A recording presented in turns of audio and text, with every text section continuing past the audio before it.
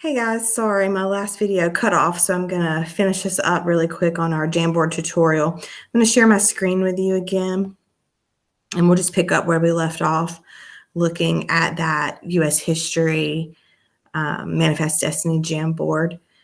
So I'm gonna pull it back up. So here it is. Right before we got cut off, I was talking about how I would use this one as an image analysis for students. So if I did this specific jam, it would be just individual. I would assign this through Google Classroom for students, where they would look at the image, a very famous Manifest Destiny painting in U.S. history, and then they have several different things they have to do, circling things, drawing boxes, drawing arrows, and then I have a few questions for them to answer as well. So for them doing that, they can add sticky notes, they can add text boxes. If they don't want to do it all on this one page, of course, they could come here and create, a new slide.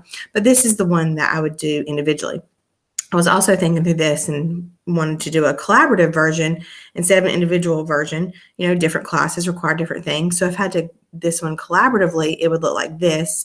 Again, I've brought the image in via the toolbox here. I just did a Google search and found this image that I wanted. And then the class collaboration, I've given students just a directive that says, hey, on the next Jamboard frame, click there at the top. I want you to add a sticky note and list out any and all observations and connections that you can see in this image to what we've learned in class about Manifest Destiny. And so if you go to the next frame, here's where kids would add their sticky notes. And I would have this pulled up on my view board, which is pretty much our version of a smart board at the school I work at. And I could see in real time students adding the sticky notes.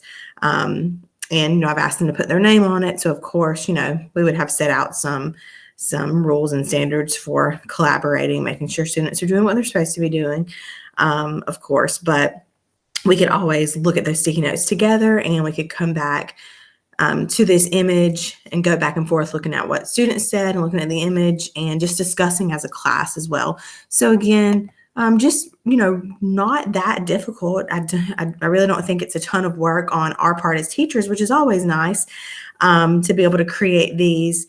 And really you can do them for pretty much anything, so like I was talking about earlier, having the parking lot where students leave sticky note questions, or having an opener, a really quick opener or a really quick closer for the classroom at the end of the day. And that's just something simple that we could create, or using any of these free templates.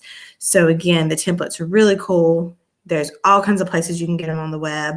A website called Ditch That Textbook has a ton of templates, or you can just do a Google search, free Google Jam templates, and you can make a copy and it's in your files.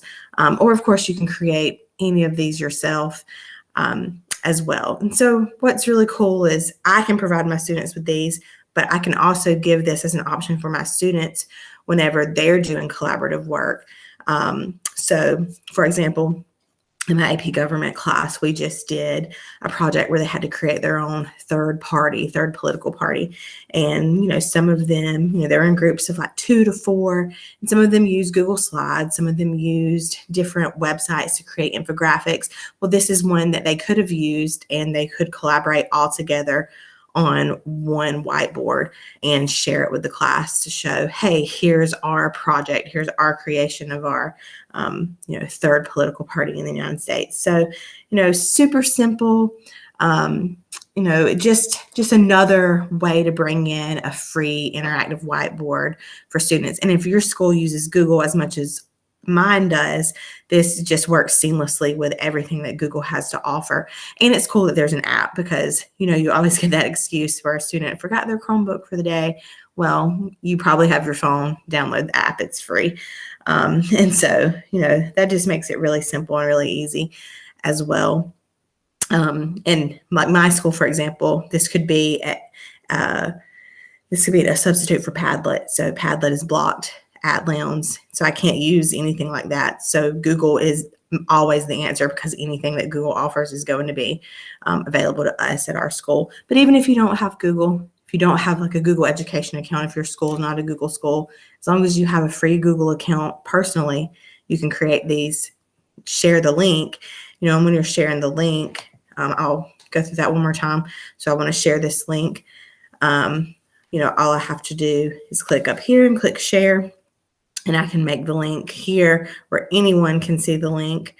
I can change some of the settings. I can make people be able to edit, right? If I want everyone to be able to collaborate, I would make people editors, that kind of thing. And I can copy the link and email it out or put it on whatever your learning management system is. But again, hopefully this is helpful. Hopefully this is something new that you haven't used before. And again, if you are looking through the resource page that I included on my presentation for Google Jamboard, there are a ton of different resources that you can use. I have a few different places where you can find templates, or Google itself, of course, has a help center, a product guide, and all that kind of thing. So I hope that you found this as useful as I know my students are going to find it. Thanks.